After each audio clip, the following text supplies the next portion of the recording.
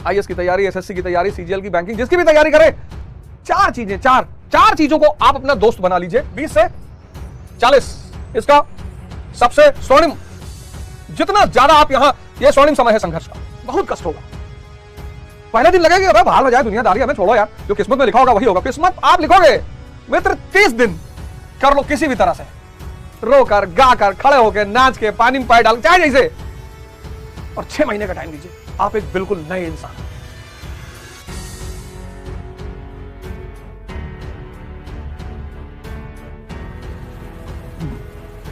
जय हिंद फ्रेंड्स, सदगुरु भगवान के चरणों में सादर वंदन, सादर प्रणाम। यथार्थ गीता मानव को उसके उच्चतम सोपान पर ले जाने का शास्त्र। अब तक जितनी चर्चा हुई, आशा करता हूं कि आप में से बहुत सारे लोगों की बड़ी सारी समस्याएं, बड़े सारे संशय खत्म हुए होंगे। अभी भी जो बचे हुए हैं आप उन्हें भी दूर कर सकते हैं। आप आश्रम जा सकते हैं, आप बड़चर आश्रम जा सकते हैं, आप शक्तेशगढ़ आश्रम जा सकते हैं। आप आश्रम जा सकते हैं, वहां पर आपको महात्मा लोग, बाबा लोग मिलेंगे, और अगर वो थोड़ा बहुत संशय समस्या आपके अंदर है तो उसका भी निदान होगा। बहुत सारे संत महात्मा आश्रम में हैं, तानसेन बाबा है, बिल्लू बाबा है, नारद बाबा है, बहुत सारे महाराज जी लोग हैं, आप आशीष बाबा हैं, तो आपको बहुत सारे लोग मिलेंगे। आप वहां जाएं और निदान करें, और जाएं जरूर, निश्चित तौर पर जाएं। अब सवाल यह उठा कि अगर आप शक्तेशगढ़ जाना चाहते हैं तो शक्तेशगढ़ आप बनारस से मिर्जापुर आ सकते हैं, और फिर मिर्जापुर से आप शक्तेशगढ़ जा सकते हैं। आप बड़चर जाना चाहते हैं तो भी आप बनारस से सीधी, एक शहर पड़ता है एमपी का, और वहां पर वहीं सीधी से आगे बड़चर आश्रम पड़ता है। लेकिन आश्रम जाने से पहले, आप पता कर लें कि गुरु महाराज कहाँ हैं, जिससे कि आपको उनका आशीर्वाद भी मिल सके, दर्शन मिल सके, और आप उनसे भी बहुत सारी बातों का श्रवण कर सकें। अब आते हैं अगले श्लोक पर। लेकिन इससे पहले कि हम अगले श्लोक पर आए, आज कुछ चीजों पर विशेषकर चर्चा होगी कि भारत को महान बनाने में जिसने सबसे बड़ी भूमिका अदा की थी वो थी आश्रम व्यवस्था ने। और अगर यह आश्रम व्यवस्था फिर से जीवित हो जाए तो भारत को महान बनने से कोई रोक नहीं सकता। भारत की महानता इस व्यवस्था में थी, आश्रम या गुरुकुल, जिसको मैकाले समझ गया था, और उसने कहा मार डालो इनको, उसने कहा मार डालो, यही भारत की महानता का कारण है, इसको खत्म कर दो। और फिर से अगर भारत को महान बनना है तो उसको पुनर्जीवित करना पड़ेगा। क्या है इसका रोल, क्या है इसकी भूमिका, आगे इस पर चर्चा करेंगे। लेकिन आइए 19वें श्लोक पर आते हैं। सा घोषो धृतराष्ट्राणाम हृदयानि व्यादरत नभश्च पृथ्वी चैवम तुमलो व्यनु नाद्यान। अब सेना तो दोनों तरफ है, सेना कौरवों की भी है, सेना पांडवों की भी है। लेकिन जब पांडव पक्ष के महारथियों ने शंख को बजाया, पांडव सेना के नायकों ने जब अपने शंख को बजाया, अपना प्रदर्शन किया, तो कौरवों के हृदय विदीर्ण हुए। बड़ी प्यारी बात है ये भाई। सेना दोनों तरफ है, सेना पांडवों की भी है, विजातीय सेना भी है, सेना दोनों तरफ है, सेना पांडवों की भी है और सेना कौरवों की भी है।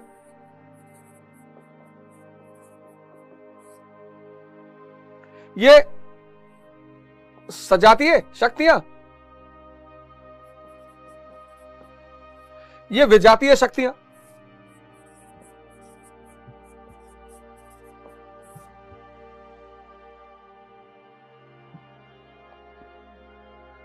और जब इस साइड के महानायकों ने अपना शंख बजाया, ऋषिकेश भगवान कृष्ण, धनंजय अर्जुन, अनंत विजयम युधिष्ठिर, पौंड दुर्योधन,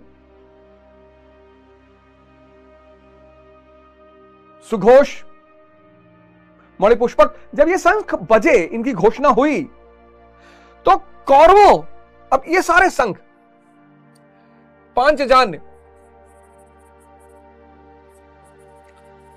पंचजन्य, अनंत विजय,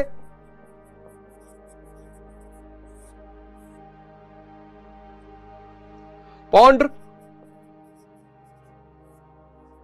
सुघोष, मणिपुष्पक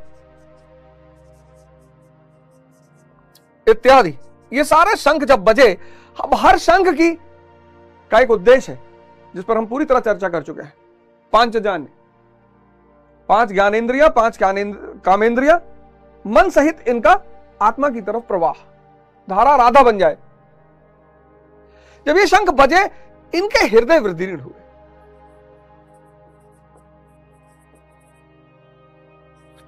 इनके हृदय विदृढ़ हुए, डरे ये क्यों नहीं डरे?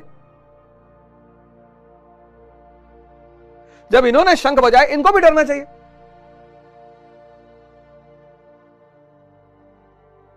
जब इन्होंने बजाया तो ये डरे, हृदय विदीर्ण। ये बड़ी जबरदस्त बात है, क्योंकि हमारा जीवन शुरू कहां से होता है? मनुष्य का जीवन शुरू होता है मन और इंद्रियों से।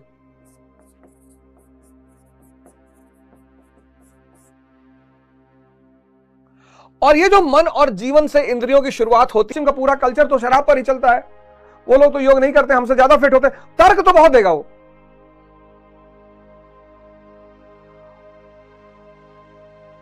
तो जब मन और इंद्रियों पे ही जीवन की शुरुआत होती है और वही सत्य मालूम होता है, तो जब पहली बार सजातीय शक्तियां इस बात की घोषणा करेंगी कि अब एक नए राह की शुरुआत,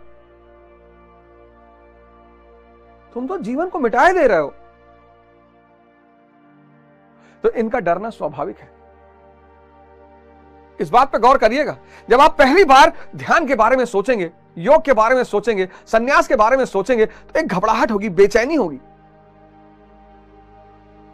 अमूमन तो बहुत सारे लोग आती है, इसी को वो सत्य समझता है।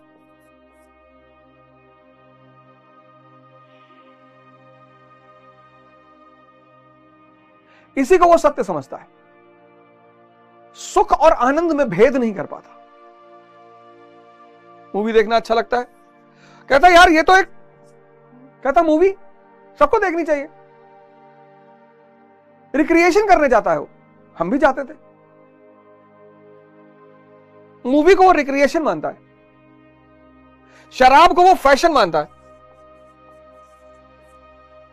कहते ये तो फैशन है यार, और 40 ml लेने से तो मन शांत हो जाता है, सारी बीमारियां दूर हो जाती हैं। उससे कहो भैया योग से भी होती हैं, ध्यान से भी होती हैं। नहीं वो तो ठीक है, लेकिन शराब फिर बताएगा कि ये जो बड़े बड़े शहरों में लोग रहते हैं, जिन्होंने थोड़ा सा पढ़ लिया है, आश्रम में कहा जाता है गदहिया पढ़ाई। ये जो दुनियावी पढ़ाई है, इसको गदहिया पढ़ाई कहा जाता है। गदहिया, जो पढ़ने के बाद आदमी को गदहा बना दे, डोंकी, गदहिया पढ़ाई। तो उसमें नाराज होने की कोई बात नहीं है। जो सांसारिक शिक्षा है, इसको आश्रम में गदहिया पढ़ाई कहा जाता है।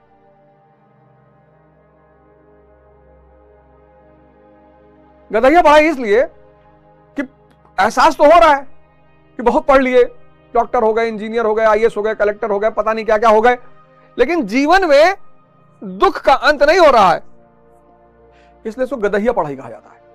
क्योंकि जीवन के भार को, जीवन के दुख को ये मिटा नहीं पाती। संसारिक जीवन में बहुत काम आती है, जीविकोपार्जन में बहुत काम आती है, जीने में काम आती है और तमाम चीजों में काम आती है, लेकिन ये जो जीवन की मुख्य चुनौती है, दुख, जिसको बुद्ध ने कहा कि संसार दुख में है, ये उससे ऊपर नहीं ला पाती। इसलिए एक सामान्य भाषा में गदहिया पढ़ाई कहा जाता है। असली पढ़ाई तो वो है जब आदमी ज्ञान की रोशनी में मुक्त हो जाए।